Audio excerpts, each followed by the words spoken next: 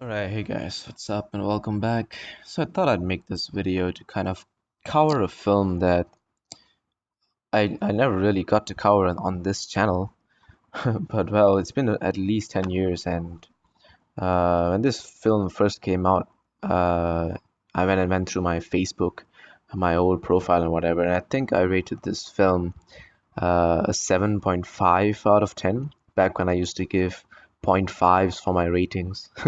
Well, I mean, now, to be critical about it, uh, I was comparing this film to Endgame because of Endgame's commercial success of apparently becoming the film to finally beat Avatar. Well, I mean, by no means did Endgame actually beat Avatar by being a better film. This is by all means a better film than Avengers Endgame. But don't get me wrong, this is not the greatest film out there, and that reflects a lot. And what I mean by that is because this film also had great commercial success. It was only recently kind of dethroned from the top spot by Endgame, but this film is not a the best film out there, So that quite obviously just states the fact that just because a film was commercially successful and made more money, it doesn't mean that it's the winner. But the way, the fans of Avengers Endgame are celebrating is as though they managed to beat Avatar by being a better film, but that's not the case. They were just commercially more successful, and a victory like that is not a victory for movie goers. That is a victory for the marketing team. But a lot of people don't seem to understand that. They think that, oh, the film that I watched turned out to be the most commercially successful film, and so because of that, I'm going to celebrate the victory. That's kind of dumb, but at the same time, if you feel happy for the producers of Endgame because they are having a success after making like what so I think someone said 20, almost 20 films. There's like a whole bunch of MCU films already, way more. I think I said I counted like 18, but someone said it's more than that. I could be wrong, but you guys could cross-reference that for me. You guys are always faster to point out mistakes, so thanks for that. Let me just give a quick six. I have six here. I have another six. That's 12. That's another six. That's 18. There's about 20. Yeah, about 22 films before Endgame came out. Because Far From Home came out after that, and shortly before Endgame, Captain Marvel came out. But I don't think Captain Marvel has in any way carries any weight whatsoever. So anyway, it's about 22 films, and then finally this film came out. So they have kind of collected the fan base for over the course of 22 films, and this film was a commercial success because of that, and not because this was a good film by any means. The same way Avatar was also a commercial success. But Avatar, by all means, is definitely a better film than Endgame, and also the fact that it was a standalone film that achieved this success. It was a film that, made this kind of commercial success by being just by itself. The reason why it did so well was, of course, because it was a great leap forward in 3D visual effects. And this film was amazing to watch in 3D. And worldwide, it was a lot more successful than just in the US. But I guess it's because of various reasons. Now, I don't want to be too picky, but I did go through a lot of the reviews on Avatar to find out why a lot of people didn't actually enjoy this amazing film. And then I realized that despite its world building, despite its unique plot, its character development, its kind of pacing that allows you to absorb in the design of the world out there, the kind of this military characters that they've made so like so strong, so that a person that's able to carry his own role. Stephen Lang, of course. This is Colonel Miles, and he was quite a terrifying character in the film. And of course, we have Sam Worthington, who played several films that, I mean, in that short of like course of a time. I think he was in like Terminator. He was in this. He was there's a few other films that he was in, but yeah, he was doing really well that time. He's basically portraying a guy called Jake Sully who loses his twin brother on this planet called Pandora, and he is told to go over there and take over his leftover avatar body. And this avatar body is basically an alien body that is kind of mixed in with the human DNA. And apparently, there's a kind of neural link that they use to transmit the human consciousness into the alien body to allow the humans to control the alien body and kind of blend in with the aliens of that planet who are pretty much in their primitive stage of life. So their civilization is very much like that of the natives back on Earth, but they are kind of spiritually more advanced because they have this unique thing called Awa, which is like kind of the spirit, mother spirit of their planet. So it's really unique and interesting in that plot. And then here, of course, we have, as we can see, Neytiri, who is played by Zoe Saldana, who was also a star in the Avengers as part of the Guardians of the Galaxy. So kudos to her for being in the top two grossing films of all time. And yeah, you can see there's like a lot of these alien creatures that they developed, the design of the characters, the tones, the modeling, the lighting.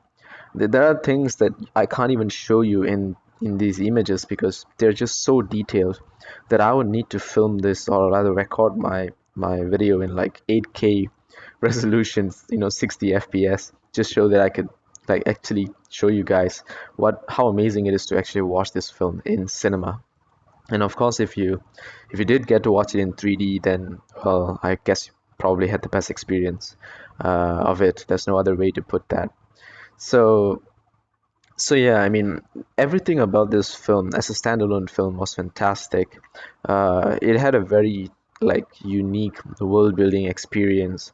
But then again, when I went through a lot of the comments, I kind of understood uh, where some people, especially those from the US, kind of didn't really like this film. Now, I'm not against your ideas or whatever, people from the US, but let me just tell you what I read from these comments, and then you could tell me your point of view on it. So, a lot of people felt that it was very predictable because it was kind of the story about these colonists coming to a place where there are a bunch of natives and then trying to take over, and then one of the colonists falls in love with a native there, and as a result, the the colonist kind of finds his place among the natives, and that causes him to side the natives eventually, and then they try to save the natives. And apparently this is like a very common story for the Americans who initially were colonists. Don't quote me on that, you guys have to quote yourselves. So I mean, they feel that it's kind of predictable because they kind of have gone through this story before. But as for the rest of the world who watched this film, that was basically just like an everyday tale that they hear. But to finally see it being full-fledged with character development, with plot development and all that, it was fantastic. But I mean, if you were to compare it, saying that, oh, it's something that it's very predictable and something that we have gone through before, I mean, honestly, tell me honestly, how many of you went into Endgame not knowing that it's going to be about time travel? Didn't all of you know that it's going to be about time travel? That is literally the most predictable thing ever. And then, I mean, of course, if you guys have followed the news of the MCU, it was even more predictable that Robert Downey's contract was coming to an end, which means that he would most likely not survive the events of Endgame. It was really predictable that Spider-Man and everyone who disappeared in the ends of Infinity War are definitely coming back because the MCU needs to continue, so it's so obvious that they didn't die, and therefore it made their death even less meaningful because it's just so predictable. And then you guys are calling this film predictable? I mean, like, how biased could that be? My God. And then, I mean, visually, this film is far more stunning. And considering this was taken 10 years ago, You could rewatch this, if you have a 3D glasses or something to watch this, that's even better. But I mean, rewatch this and you'll find that it's still as visually stunning as it was all those years ago. And now on top of all of that, I mean, uh, so anyway, that's the gist of it. Let me just like kind of go through a little bit of the nitty-gritty details. So this film mostly reminded me of Pocahontas, right? Pocahontas, because that was the only film that I watched when I was a kid. That was kind of the first film of this kind of colonist kind of story where these colonists come, they take over the natives, and after watching Pocahontas, only I realized that this is what the Americans did before they took over America from the natives. And I mean, of course, they were originally British and a mixture of British, Dutch, Portuguese, and several other kinds of sailors who came together on a conquest, and then they traveled from the side of Britain to the side of America because apparently they were looking for the other side of the world. They wanted to see what's beyond, and they thought they would actually reach India or China or something like that, and they apparently found this massive land that they have never explored. And then they realized that beyond the Galapagos Islands was a continent, really really big, and they decided to colonize it, and they killed a whole bunch of natives. There's a very dark history to it, and of course, I mean, the past is past, right? Those were dark times. Men were, they didn't really know what they were doing. A lot of people were shrewd, cruel, but whatever. There was a story, and it's a true story, and one that people should be aware of. The fact that mankind is kind of prone to these types of cruelty, and we did that. It doesn't matter whether we are the colonists or we are the natives. We as men did that, and it's kind of a loss for all of us as humanity. But anyway, so this film kind of brought me back the Pocahontas vibes because yeah, it was pretty much the same story. A bunch of colonists go to this native world, and then one of them falls in love with a girl, and then he cites the colonists as he cites the natives, and then a bunch of colonists try to help the natives to protect themselves. So yes, the base of that plot is there. Okay, but this same basic plot is there in every other film. Like in romantic films, these two people are going to fall in love and then they're going to break up because of some stupid reason, and then they're going to eventually come back. Or there's that very cliche single dad story, oh sorry, single mom story where the dad is a jackass and then she finds another boyfriend. That happens in every other American film. That's if that's not cliche enough. And then there's also like plots in every other action film where oh, the hero is always going to win in the end. And in Infinity War it tried to be different, where the heroes didn't win in the end, but in the end everyone knew that they were going to come back anyway. So I mean, there's that. So enough of the comparisons. That movie is nothing compared to this. Honestly, this is fantastic. So let me just kind of tell you guys that motion capture in this film was what really helped the graphics, and it took motion capture and graphics both to a whole new level, right? Everything we saw on this is graphically generated. A lot of the scenes required the actors to do very precise movements.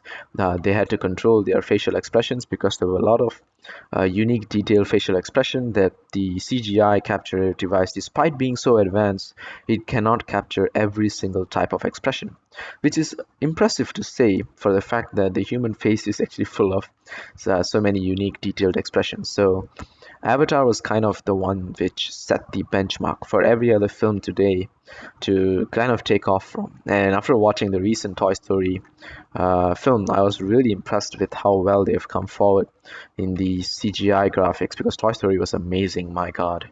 And then Far From Home was also a graphic. It was magnificent. It was fantastic. But plot-wise, Far From Home was very bad. Its jokes were bad. and those kinds of things they don't really set up in this film. Yeah, maybe it was predictable, but it had a good story. It had a story that did really well. The character development was good. The acting performances of Zoe Saldana and Sam Worthington was fantastic. A lot of other characters may have felt a little bit light, kind of like side characters, but they played their part, and they were probably not meant to do too much, because it's not about everyone. It's still about a focused story about this guy trying to find his place in this universe.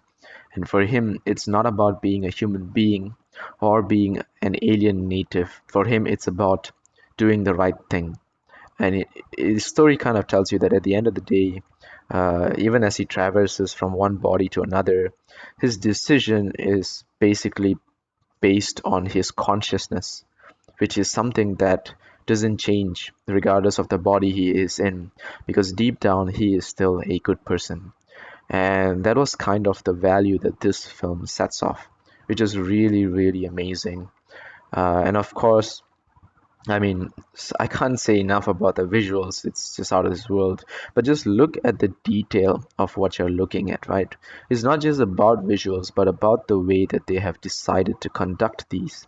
Look at the sheer quality in trying to find these multiple layers of floating islands, and the way that they have designed how these islands are detailed and interconnected. As you can see, all of these natives sitting down, they have the Awa, they are kind of mother tree that controls the planet. It's a very interesting concept of how the entire world is connected by some sort of a neural link, by the roots of these trees. And it's kind of like that whole sense of how all life is interconnected, and the appreciation for all life should be there. As they kill the animals, they say a kind of prayer as they put them down to rest. So these are all beliefs that existed in our society, and they were just conveyed onto this film. And these are all kind of things for us to reflect on, like how much do we pay attention to the value of life today? Do we all say grace, as the Christians call it, when they have a meal? A lot of people who are, not just Christians, of course. There are a lot of other religions who also do prayers before they eat meals, who thank their gods and all that for their meals. There are even people who don't necessarily believe in a god per se, that still have these kinds of beliefs, where they believe that all life is interconnected, life has a meaning, has a greater purpose, and these kinds of things. So I mean, these are all subtle elements, but these elements are elements that actually were taken from us, from people, and were brought onto the screen by James Cameron. And yeah, I mean, what more to say, right? So after looking back at the film, after rewatching it day before, I do notice a lot more mistakes, a little bit of minor details that didn't quite seem to fit in with the plot. But I don't want to be too picky on it, because today it's not really about that. Today is more so about just establishing my viewpoint on this film as a whole after 10 years of having watched it. So I must say it is still as impressive as ever, and I'm going to rate this film. Give me a sec, let me just write the rating down. There you go, a 7 out of 10. So why a 7 out of 10? So I usually have a way I rate films, and I'm having it in like a notepad plus plus over here. So for those of you who haven't watched my video on how I rate films, you guys can check that out. But what this film was truly lacking was it got kind of half a point for creativity. It got a point, it got like half a point, because it was very creative in the way it uses these visual effects to represent the world building. But other than that, the details of the world itself is not really given to us. Like, they know this tree as Awa, they know there are some animals and some bunch of plants here, and we have to like study a background law research to kind of understand these things. If we were to just look at this horse and wonder, oh, it's just an alien horse, it's like an everyday thing, we don't really know what that means. Like, why can their ponytails kind of connect to these animals, and then when they make love they connect to each other, and then they can communicate with a tree by connecting to it. So what exactly does it represent? Scientifically, what is it? It was not really explained in the film. A lot of the time when these military people go to war, everyone in this room is apparently fine with killing natives. You only see some people showing remorse after the tree is being burnt down. Some of them have a kind of upset expression on their faces. But besides that, everyone else is just blindly listening to this idiot, saying they're very okay with just killing everyone else. But I guess that's questionably kind of true, because that's what the colonists originally did when they used to kill the natives back in the Dark Ages.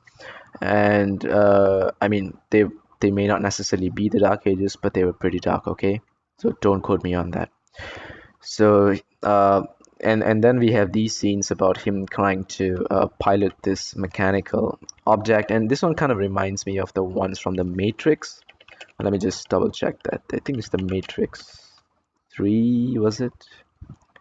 Robot. Mm, yeah. It looks very much like the ones that they piloted in The Matrix 3. Those of you guys that have watched The Matrix will probably understand what I mean. It also kind of reminds me of, StarCraft. So the designs of these mechanical robots were not very interesting or anything out of this world. They were very basic. The creativity for some of these aliens were definitely there. These creatures were very unique to see, but other than that, it was nothing out of the ordinary. And then plot wise, of course, being something that was very much predictable, there was not really anything extra to add into it. The plot itself was done well, but it was nothing new. So I do agree with that. And yeah, that was pretty much it. But in terms of the acting, the music, the visual quality, the kind of plot development and all of that, it was fantastic. So that's about my points on Avatar. For those of you who watched this 10 years ago, please, I mean, go ahead and rewatch it. And maybe you'll see it in a new light. Maybe you'll find a lot more mistakes. Or whatever it is, it's definitely nowhere near as many mistakes as there were in Endgame.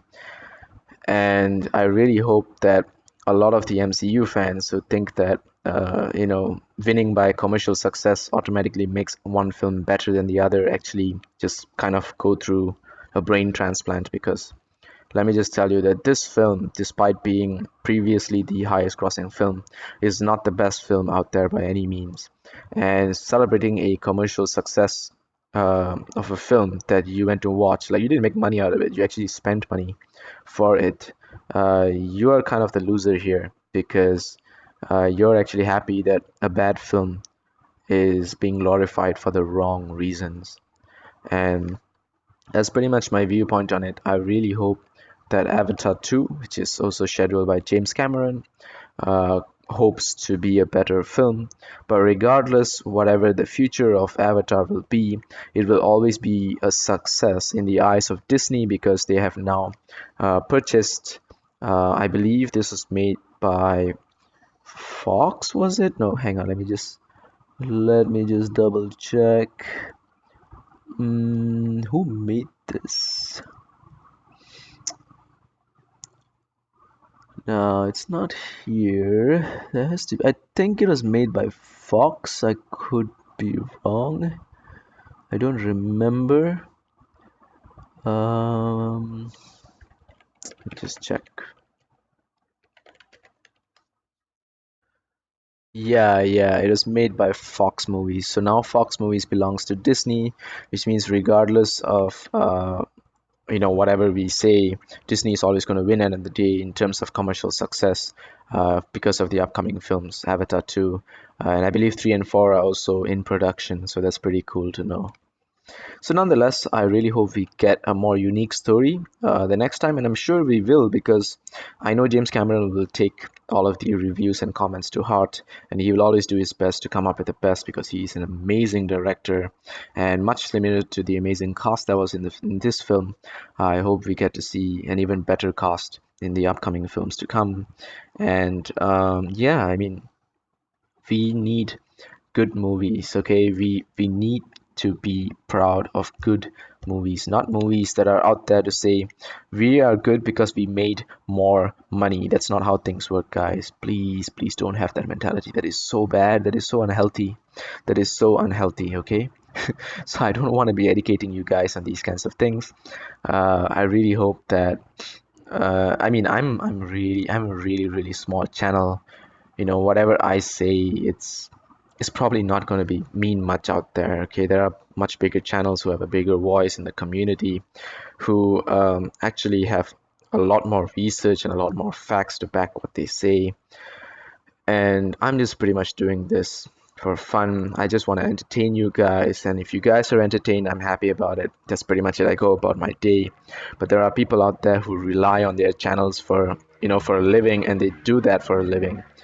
And of course, compared to them, I'm not much in what I say, but I do believe that as a moviegoer and as a person, I really hope that I'm carrying the right values when I say that, victory by monetary means is not a victory for, films, because films are a work of art. And when it comes to art, you really have to look at it from the perspective where everyone is going to have their own perception of it. And everyone is going to find something that they like and something that they dislike. But what makes art unique is its quality, the effort put into it, the creativity of it, these kinds of things. So being a commercial success because it was backed up by 22 other films is, I mean, how could you even compare? It's not even worth a comparison. And then, of course, um, yeah, I mean, that's about it. I don't want to pull this any longer. So thanks for watching. Let me know what you guys think. And yeah, I'm looking forward to Avatar 2, and I'm also looking forward to the upcoming MCU films, especially the Doctor Strange one, because I really want to know what those guys were smoking when they spoke about the multiverse and did not properly explain it in Far From Home. So yeah, I'll have whatever they are having because it's pretty good shit, I guess. So that's about it. Adios, guys.